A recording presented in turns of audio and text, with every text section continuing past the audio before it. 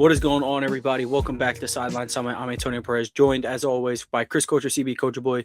Two-man weaving it once again. We are back with the ceilings and floors of each playoff team. We did the West last week. Please make sure you go check that video out. We'd really appreciate it. But today we are talking about the East. So if you are a Pistons fan, Celtics, Cavs, Knicks, so on and so forth, this is the episode for you. Of course, with the West, it's a little bit more wonky. Not wonky. It's a little bit more set in stone out there. So we talked about 8 teams.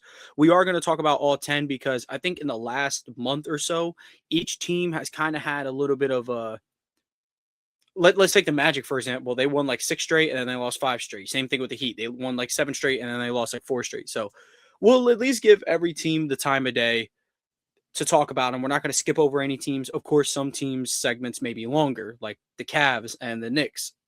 And the Celtics, those sections will obviously probably be a little bit longer than, a Magic or a Heat or I don't know. The Sixers probably might have a long segment, actually, not going to lie. But make sure you leave a like, subscribe to the channel. Audio listeners, make sure you leave a 5-star review.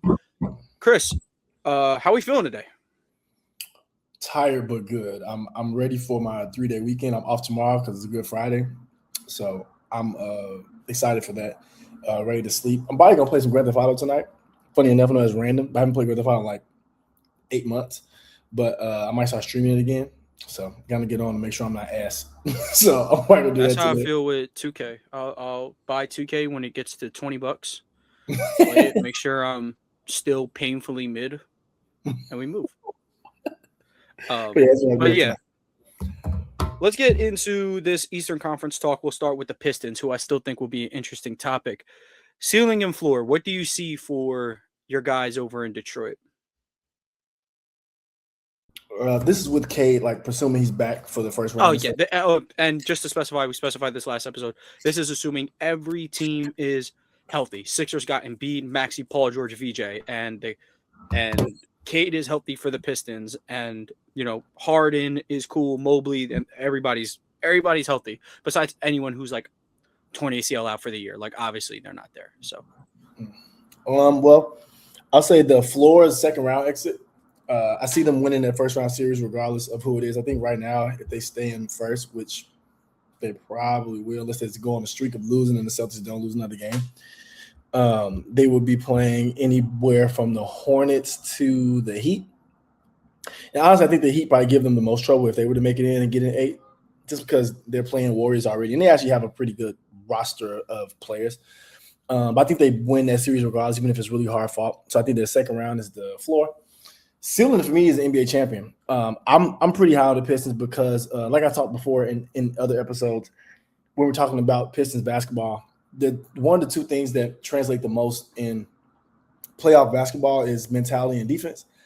And I think those are the 2 strongest points for the Pistons. I know everybody worried about them not having a second creator, second scorer, but the only thing that can combat that is A, good defense, and B, being able to get out in transition, and the latter works towards the former. So being able to guard and get stops is a way to get out and run. So, and that's how they've been able to compete with teams like the Thunder and all that when Cade's been out. Timberwolves, like they've been able to compete because they've been able to defend. So I see the ceiling as a championship. Any team that has a really good defense and a superstar, in my opinion, which I think Cade is, I think this year kind of solidified it before injuries.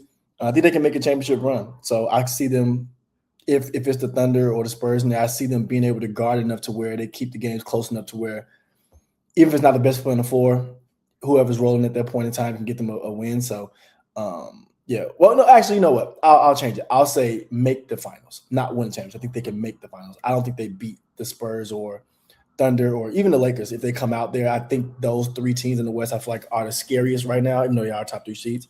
So, yeah, I'd say a finals run would be my ceiling.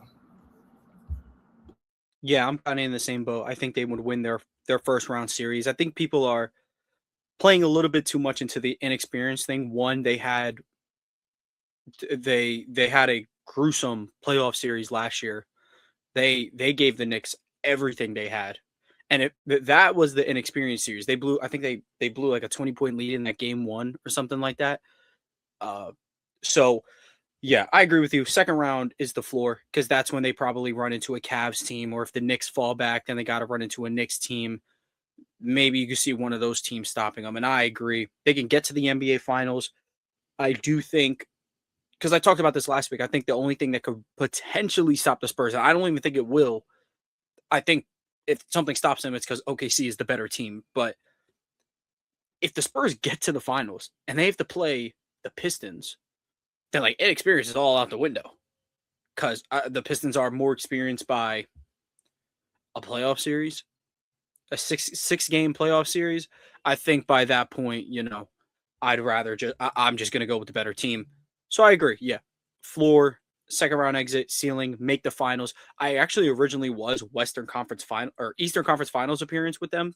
That's what I thought their ceiling could have been. But I'm thoroughly impressed with how they've actually played since Cade Cunningham went down. So I'm gonna give them the benefit of the doubt. Huge credit to Bickerstaff and his guys, of course. Duncan Robinson's been pretty decent in this stretch. Dennis Jenkins playing a lot better. Jalen Duren I think he's getting some real all NBA juice flowing. I think he definitely has an argument. We'll see how that goes down. I'm excited for them. I can start us off with the Celtics. The Celtics, second round floor.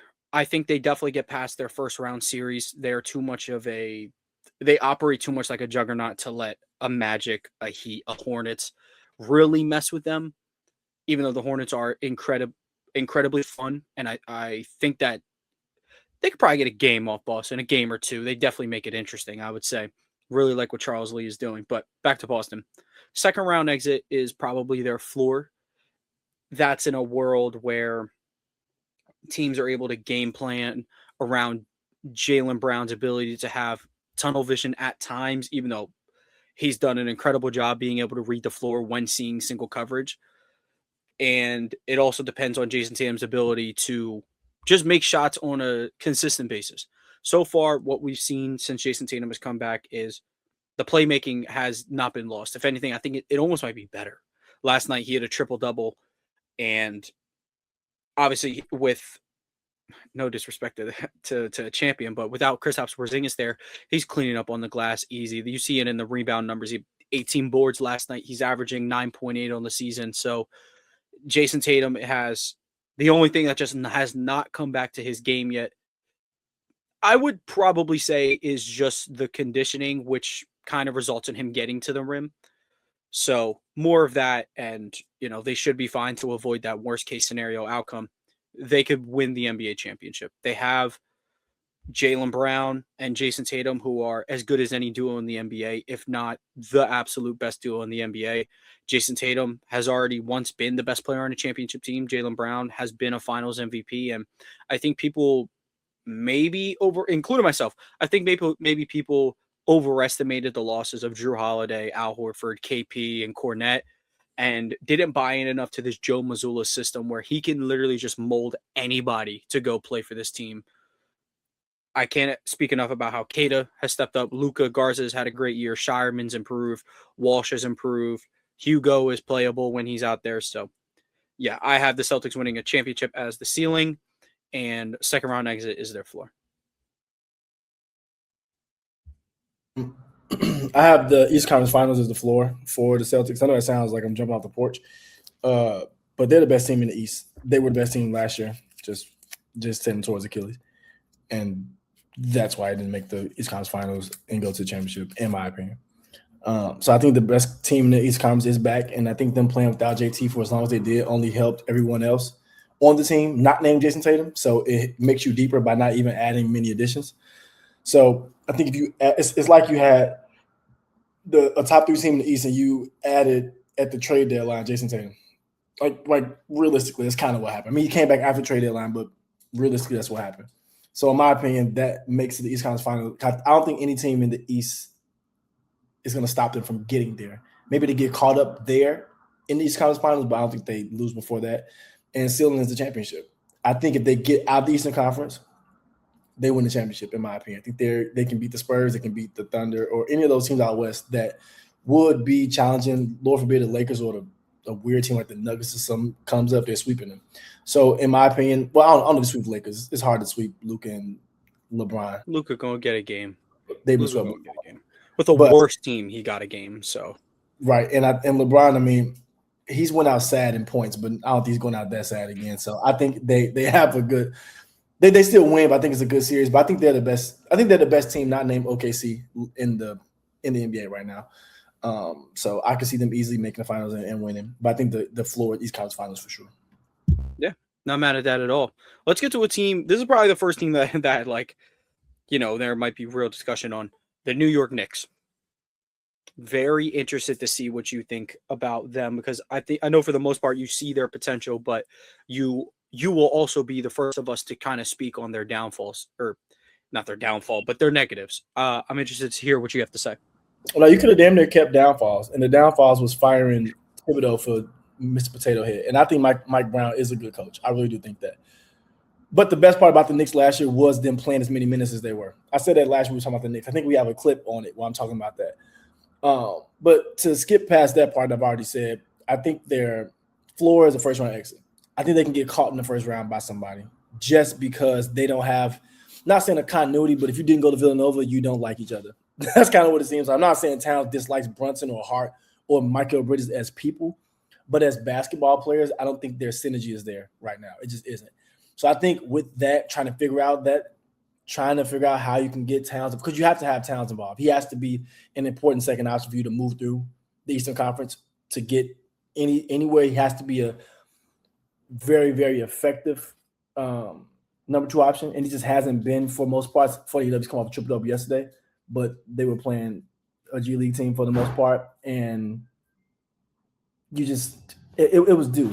But to that point, I think first round exit is their absolute floor. I think they can get caught. I think their ceiling is the East Conference Finals because I'll say they do have enough talent.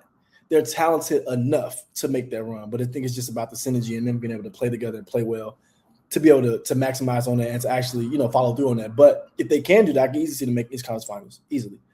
So yeah, I'd say it's still East Conference Finals floor first round exit.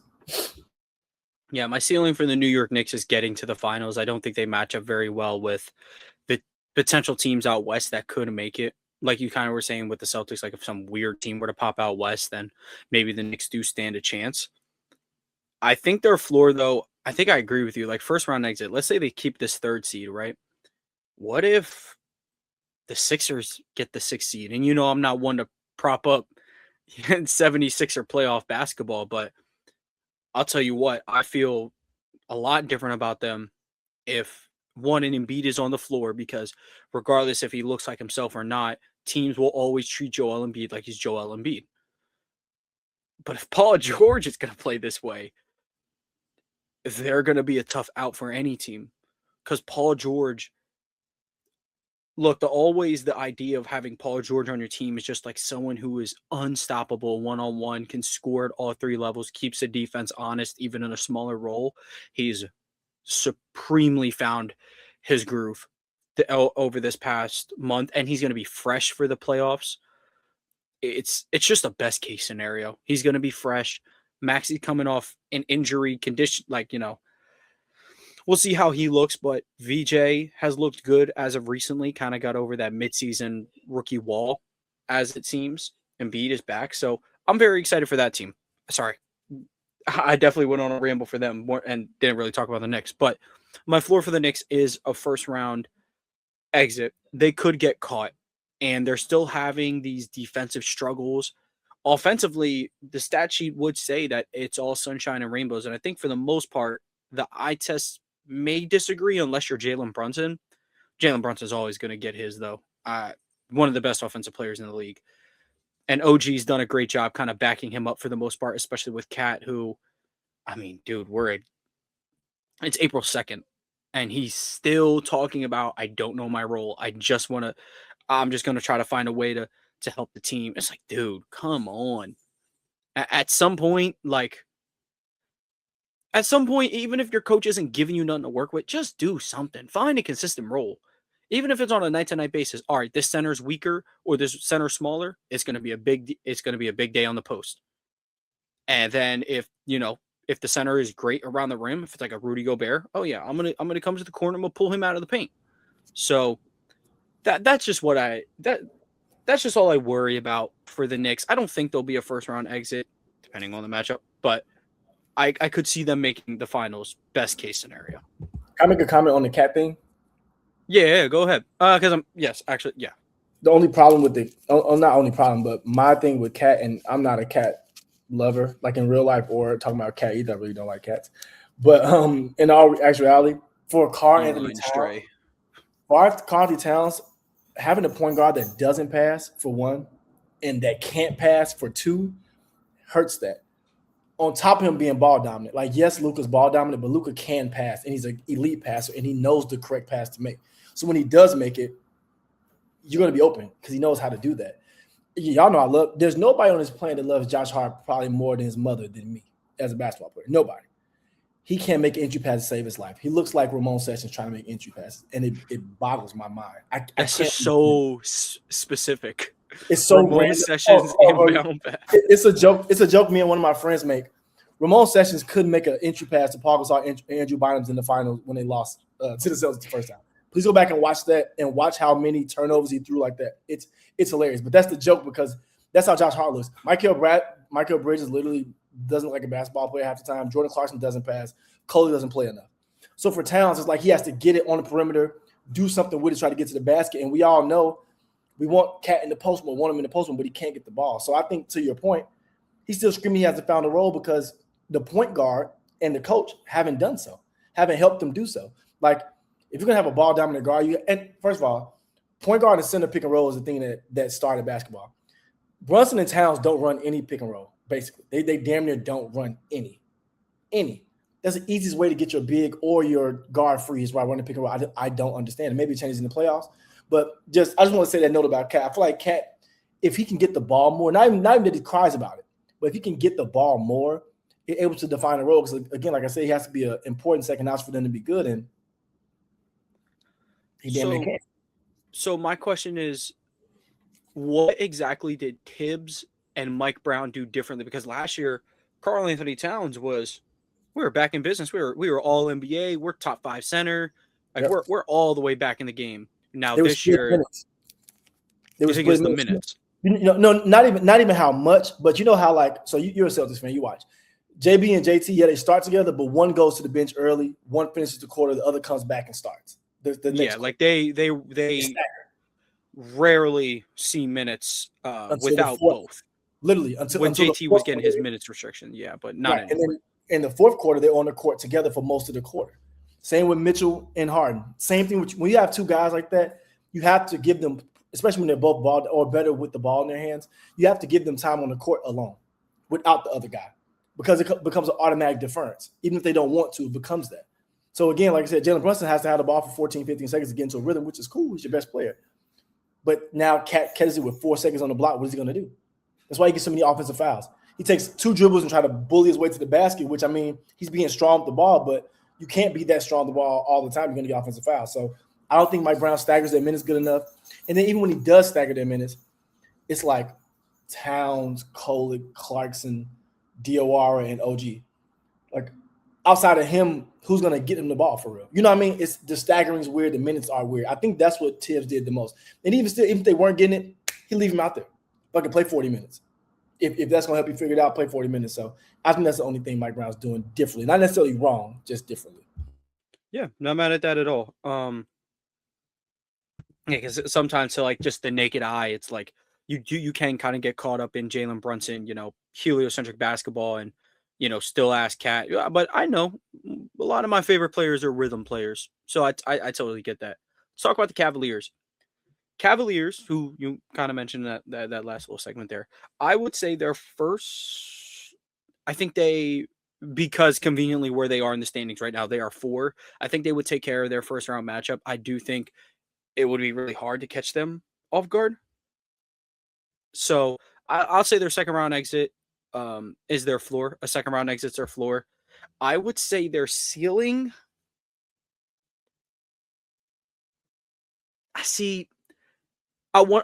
Their absolute ceiling, they would win the NBA Finals. My only problem with really going hard on that prediction is last time I checked, you can check every 5-man lineup for every team. Their Mitchell, Harden, Tyson, Mobley, Allen lineup, last time I checked, this could be different, has 35 minutes on the season. 35, like that is not even a game's worth of minutes sharing the floor. That's my only problem. However, James Harden, I don't question his ability to get chemistry with anybody. James Harden, I think a lot of people kind of give him crap and say he's maybe like a heliocentric player, or he said himself, he is the system, but that doesn't necessarily mean that, oh, it's all about me. No, it's about my ability to cater to everybody else. And I think he does a great job of that. He can defer the scoring to Donovan Mitchell. He has an amazing lob threat in Jared Allen. And then he has a guy like Mobley, who's also a lob threat, but Mobley can also kind of get his to an extent. And then Jalen Tyson is going to be the perfect driving kick guy for Harden. So if you believe enough in that upside, then I think you could see an NBA championship.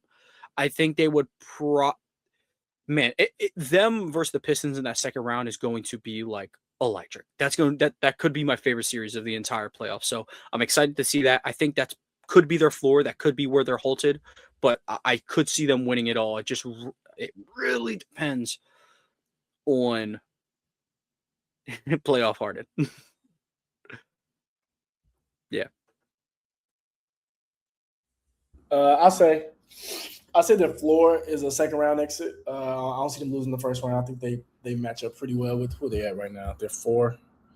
Yeah, they're 4th behind the Knicks, Celtics, and Pistons. With the Hawks being there right now, I think it's actually a very interesting series. Honestly, I think it's let Jalen Johnson head into these playoffs hot. Okay, bro, Jalen Johnson, just one player of the month. Jalen Johnson, Nikhil, and Big O they've been very good. But we'll get to that. Should not be in the basketball court. But I will say, sorry, Reed Shepherd. Reed Shepherd, I apologize. Just because of I apologize. Reed Shepherd, you did go through, young man. Yes, you did. Deservingly so, if that is one. But I'll say, I think second round exit is their floor. I think Donovan Mitchell, James Harden, good enough to get you out of that, in my opinion, especially Donovan Mitchell, known playoff riser. Yes, James Harden has had playoff fails, but please let's not forget James Harden is a playoff riser at points too. He's had recent playoff failures, but early on and in the prime of his career, he's had great playoffs. He's just lost to the Warriors. So I do want to say that. I have their ceiling as a finals appearance only because, and the complete absolute ceiling, I'm talking about like penthouse top floor ceiling, because if Mobley and Allen can ever get it together, they're dangerous. Like I'm talking, like get together at the same time, on the court at the same time. They didn't. And with Max Strus being back, that's very important too. I think him rounding to form, going to the playoffs is not just as important, but just as important to the Cavs as it is to Jason Tatum being to the Celtics, because Strus being on the court allows you to have a knockdown shooter who can defend. So now you can play Mobley and Allen way more together, in my opinion. So I think absolute ceiling is a finals appearance. Them getting out of these conference finals, I think that's the finals appearance. If they can all get everything rolling, but no, that's a huge if. But yeah, I can see it happening if all things roll their way. Shout out to Paul Legend, Max Strus. Yes, sir. Let's talk about the Atlanta Hawks, who we just mentioned briefly, talking about Jalen Johnson, Nickeil Alexander-Walker. This team,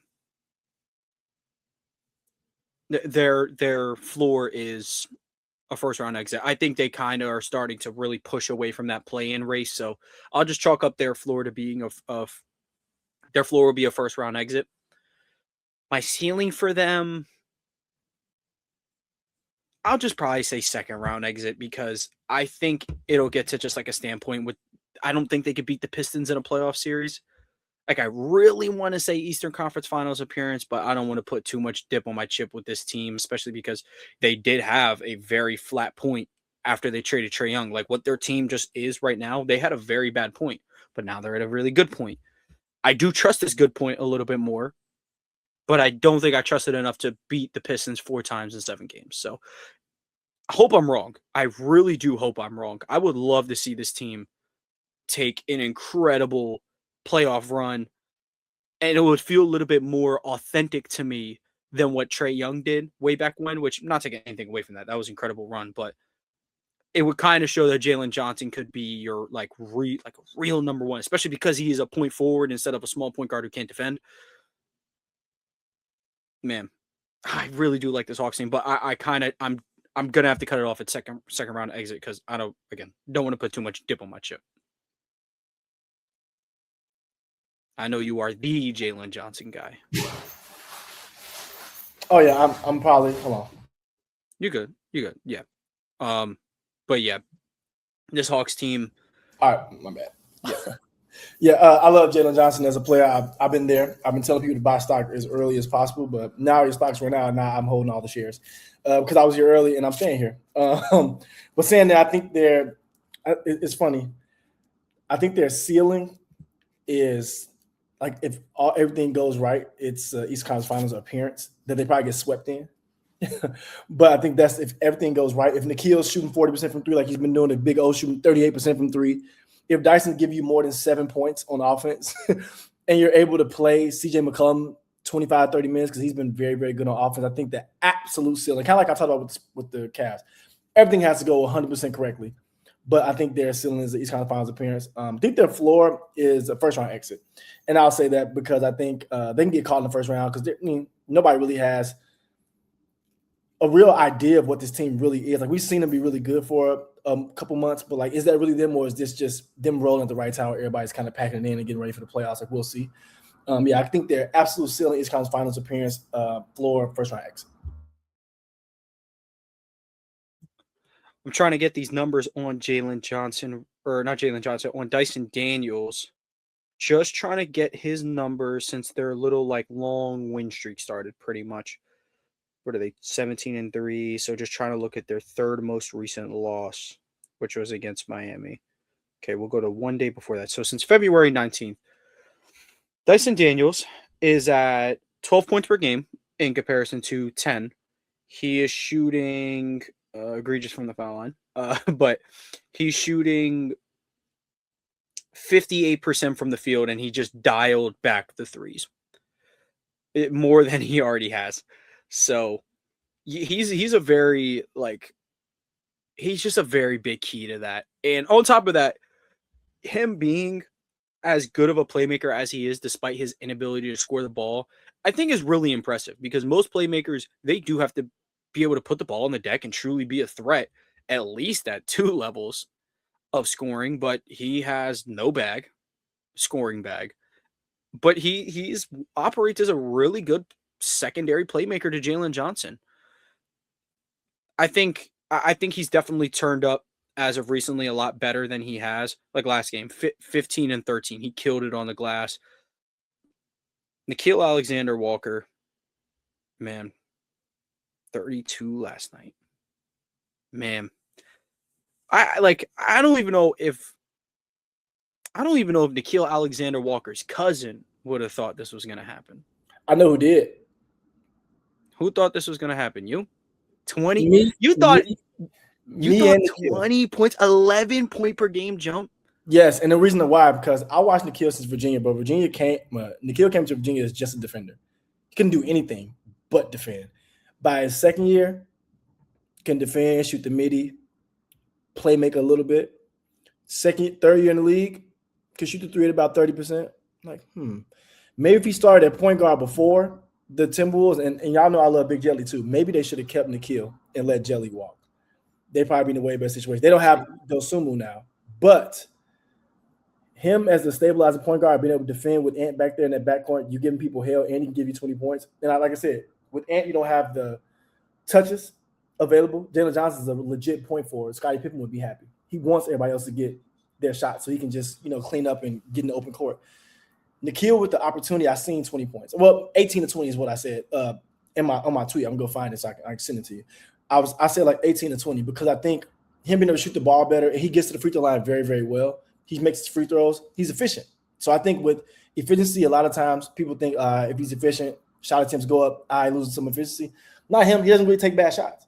So I saw a jump. I won't say 20, but I saw 18 to 20. I think it's incredible though, and I think he's the proof that NBA basketball players are really, really talented.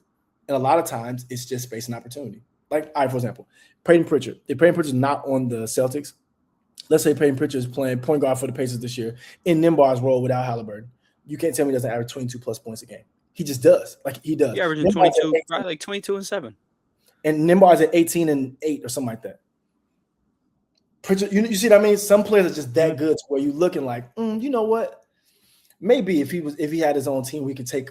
Or if Pritchard was the Kings point guard, he's averaging 25 and 7. Like he just is because he's getting from 9 to 11 shots to 14 to 18 shots a game and still getting to free throw line. That's all I'm saying. Payne Pritchard has his own team. He's shooting no less than 23 shots a game. Rightfully so, King. I wouldn't anything less. Oregon basketball, please. Do your homework. Yes, sir. College. Different.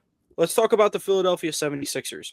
So we're kind of getting into that play-in territory. They're the 6th seed. I would still see them getting out of the play-in regardless of how things shake up. So I'll say first round exit is the floor. That's probably going to be the floor, or play-in exit is the floor for a lot of these teams going forward.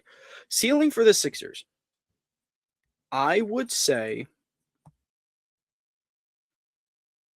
no, I want to put so much dip on my chip here, but I'm not going to do it. I'll say, man, because just the way it lines up right now, they would see Boston in either the first or second round. So my floor is if they see Boston in the first round. My ceiling is if whenever they run into Boston, because they're the only team I would say for sure could handle Philly. Like I pick these other teams, don't get me wrong, but like I think that's the one team that I can't see a world where the Sixers could beat them. But again, like I was saying, like if Paul George is going to be playing this way and Embiid is just on the floor to have that level of gravity, you're going to defend Joel Embiid that way. There's no world where you're just sending one of him all game. So I don't know. I'll keep it at that. Yeah. I'm not going to get too crazy bold with that one. I'll just say first or second round exit. Yeah, I'll say first round exit is the floor for me. And I would say ceiling East Conference Finals. And I say that because I think if they can get all three of PG, Embiid, and Maxey rolling, I mean, shit, it's hard pressed to stop all, especially with PG playing like this. And it could be still there, but PG's been playing really, really well. He's been rebounding really well. He's been shooting the three really well. If he continues to do that, to your point, it just opens up the space for Joel Embiid. And no matter how much Joel Embiid flails, he plays like a 7'1" Jalen Brunson. When he puts his mind to it, he really can't be stopped.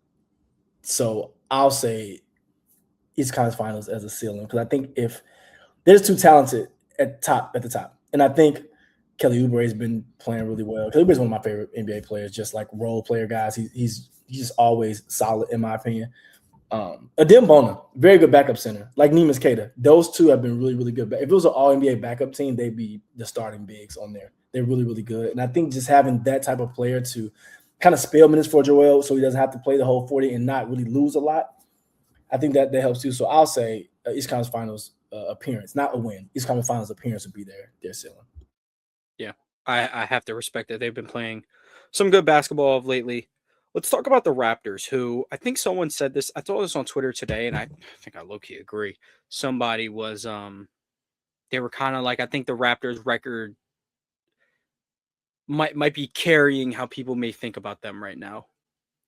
And people may think they're more realistically amongst those playing teams than like in the closer to the up, like the Hawks are the 5 seed, and like, yeah, they're probably closer, I think, now to those top teams than those playing teams. Whereas the Raptors, I think they're kind of blending in pretty well with a Hornets, Magic, Heat. I'd say the floor is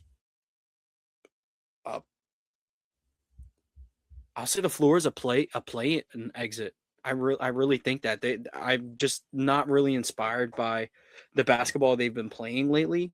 I think Scotty Barnes gets a little bit too passive when he has to play those point guard minutes, when it's like you're too valuable of a downhill scorer to just give the ball up this much. And especially because the scoring around you can be so inconsistent outside of Brandon Ingram. Like the third best scorer outside of them is RJ Barrett. I dare someone to find me 4 straight RJ Barrett 20-point games. I like RJ probably the most outside of his immediate family, and I don't think he's got it. So, yeah, I'm just real worried about them. I'll say floor or ceiling for first round exit. Like, I can't see them getting out of the first round. Yeah, I'll keep it short and quick. I'm exactly the same with you. Scotty Barnes is a really, really good player, but he plays like he's not. Sometimes he's passive to Emmanuel quickly, and all due respect, RJ Barrett. Like if it's Brandon Ingram, okay. Emmanuel quickly is the Peyton Pritchard of Darius Garland. And if you being passive to him, Lord knows what you would do if you were on a team with actually really, really good players, like players better than Brandon Ingram. So it's just disappointing, but I agree with you 100% on your take. So I don't have to spend much time. Let's move on to your crazy kids in Charlotte. Charlotte Hornets. Keep it. I think they get out that play-in regardless. Oh yeah, I'm at that point. I'm at that point with them. I would say I do still have to, like, they could still lose in the play-in. So I'll say play-in exit is the play-in exit is the floor. I would say second round exit is their ceiling, not a first round exit. They've been one of the better teams since the new year has started, since January 1st, or even since the All-Star break. They've just been absolutely incredible offensively and defensively when they have all three of Khan, LaMelo, and Brandon out there. They're one of the most unstoppable offenses in the league. So they just kind of have to continue with that pace. Really like, what we're seeing out of the other rookies like Kalkbrenner and Sion James. They've been doing a great job. Grant Williams, since he has come back, has been a plus, I would say, which I think he's very much needed on a lot of younger teams like this, even if Khan is ahead of his years and Brandon Miller is a professional scorer. He brings a nice little, touch there. And of course, Diabate can't explain like this mid-season growth that he has went through. It gives me a lot of hope for them. And then, oh my God, I can't believe I didn't mention this. Kobe White. Kobe White's been awesome. Just an absolute leader of the second unit. What people always wanted him to kind of be, but Chicago just would not let him go. So I'm excited for the Hornets. I will be a little generous. I will say second round exit is their ceiling. Well, buckle up. No, I'm kidding. I think he said he got that boy Melo going to the finals. NBA finals. No, I'm joking. If they would have, dude, I'm preface this with something. Had they drafted Donovan Clingan instead of Tijon Salon, I promise the guy I would say they'd be a second round exit because they could have and they did it. They didn't. Had they had Donovan Clingan instead of Salon, then you go Clingan and the rest of the four, and then you had Diabate off the bench as an energy big. I would be saying crazy things right now. But since they didn't, I think they'd be the far and away at least 5 seed. Yeah, that's what I'm saying. I literally think they would be where the UConn boys just bring winning with them. Castle and Clingan just brought winning with them. Special. That would have been decent. But I will say this though. I think to your point, I think playing tournament, I have to put there because there are 8. If they were 7, maybe I'd say like first round exit as the floor, but 8, you still got to win. You know, got to beat that team. So I'd say first exit, playing exit as a floor, and then for the ceiling, I'm gonna say a second round appearance. I think they can mess around. Let's say they get 7. They won't beat the Celtics. But if they get 8, I can see them scoring enough points to push the Pistons to 7 games. And then, like we all know, man, anything can happen in game 7. So I'll say a second round appearance as the absolute ceiling. But floor-wise, I'm going playing exit as well. Yeah. We're same boat. And then this next team probably going to break your heart having to talk about how low their ceiling is, which is the Orlando Magic. And then the next team, I think it will excite you to talk about how low their ceiling is. Orlando Magic. Man, I just wish they were healthy. I just wish they were healthy. Then, maybe we're not having this conversation at all. But, like, I don't exactly know, like, what's Anthony Black's injury? he's been out with that abdominal strain. That injury is serious, and I don't feel good about them without him. Franz, he just made his return against Atlanta. He was about as good as someone who's just missed like about 2 months of basketball. So I'll say floor, play-in exit. I'll say ceiling, first round exit. Those top dogs are just way better coached. I don't even think they're that much more talented. I don't think there are too many teams more talented than the Orlando Magic with Franz, Paolo, Anthony Black, Jalen Suggs. But Jamal Mosley like sucks at coaching. He sucks at coaching. Like I cannot believe he is even still the coach right now. They have nothing to lose, dude. Just fire him before the playoffs. You'd probably get more juice going. Like just a bad coach. Just a really bad coach. Was a way bigger fan of him a couple years ago, but you know, new shiny toy theory or whatever. I don't know. Just hire someone off of Joe Mazzulla's bench. That usually works for everybody. So I think a lot. I kind of like Jamal Mosley. I do. I kind of like him. But I'll say this though, to your point. I think floor is not even getting out the play-in. Ceiling is a second round appearance. I think they're talented enough to do that. But I think for their sake, they would want to lose in the play-in because then you have to make big changes. And I think the big changes would probably be Mosley, which fair or not, I think it's just time for a new voice, I say. But then you have to realize what you got to do with that trio of Suggs, Paolo, and Franz. Somebody has to go. They have to. Franz and Paolo don't play well together, and they won't. Neither of them can shoot. Like I said before, the point I made about JT and Jaylen Brown, it was idiotic to say that they would be to break them up because they both can shoot, score, and defend. So that was literally just redacted talking. Like, I don't understand what that was even about. I would never understand what that was about, honestly. But with Franz and Paolo, neither of them can shoot. They're like pseudo playmakers. Like when they're forced into it, they can.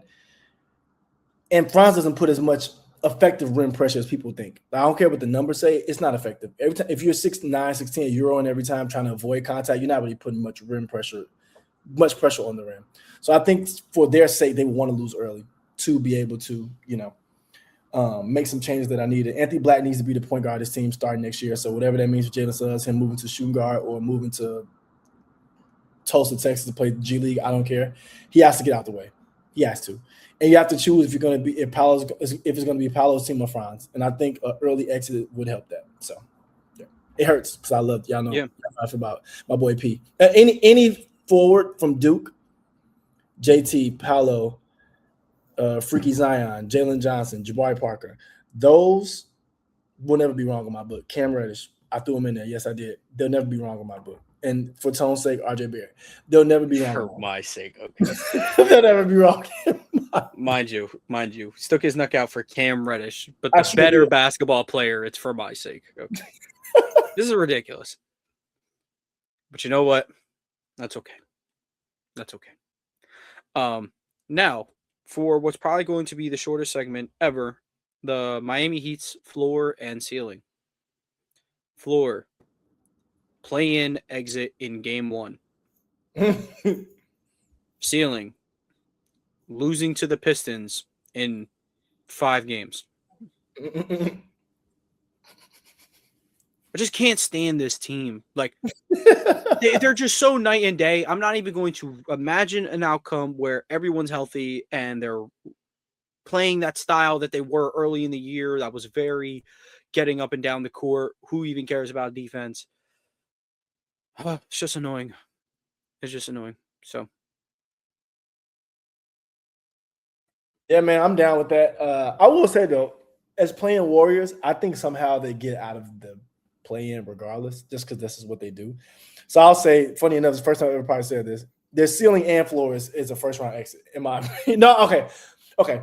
Their ceiling is a second-round appearance. First-round exit is their floor. And I say that because I think they're going to get out the play-in regardless because it's just what the Heat do. And for the ceiling, I think if Tyler and Bam can get it going for a series and Spoelstra actually acts like he doesn't hate Khalil Ware, they can surprise the team. They can surprise him. If it's not the Celtics, they can surprise the Pistons, especially if K's just now getting back into a healthy and rolling and everything. I think they can surprise somebody. I don't see it likely, but like I said about a couple of the teams, absolute ceiling, everything goes right, a second-round appearance. good to see your love for Bam is coming back around. Oh no, I still hate Bam. You crazy? That was like one of your absolute favorite players. I have to be clear. Bam is one of my absolute favorite players for sure. But this run he's been on, talking about the 83-point game, like it just makes him some type of offensive juggernaut, it has been pissing me off. What if you score 83 points? If I scored against the Wizards in the way he scored it, I'm not going to go out there and the next day say, they know I can make 7 threes in the game. They got to guard me out there. Brother, you were 7 for 22 against a tanking team. Just because you made 7 out of 22 doesn't mean we have to guard you out there. Now, if you just come and say they have to respect me as an offensive player, sure. The part where he said, I can draw fouls, sure, I'm with you. But you went 7 for 22 against Julian Reese and the other Champagne brother. Brother, relax, because you're making the other Champagne brother is wicked. Making me hate you. I think Julian Champagne was on the Sixers. I think Justin Champagne, I think, was actually played for the Celtics. At that time? I have no idea. No, one of the Champagne's definitely on the Wizards. One of them's definitely on the Wizards. I think it's Justin. Let me make sure. Let me see. Yeah, he's on the Wizards. I was right. He got the frizzy. Yeah. Justin's on the Wizards. Julian's on the Spurs. It's Justin. I knew I wasn't tripping. I remember him fouling him at the end of the game. Like, what the fuck is he doing? But yeah. And Anthony Gill. Guys like that. If you went 7 for 22 against Anthony Gill, no disrespect to NBA players, I am not. Brother, calm that nonsense down. Just bask in the glory of being Asia's humble boyfriend and wear them Asia twos. Can't disagree with that. Cannot disagree with that. But I'm tired of it. That's everything. That's all 10 teams in the playoff race, playing race. Thank you guys so much for tuning in. Again, make sure you leave a like, subscribe to the channel. Audio listeners, leave a like, 5-star for you. From AP New Freezer, coached by Migos. Thank you guys for tuning in. We'll catch you guys next week.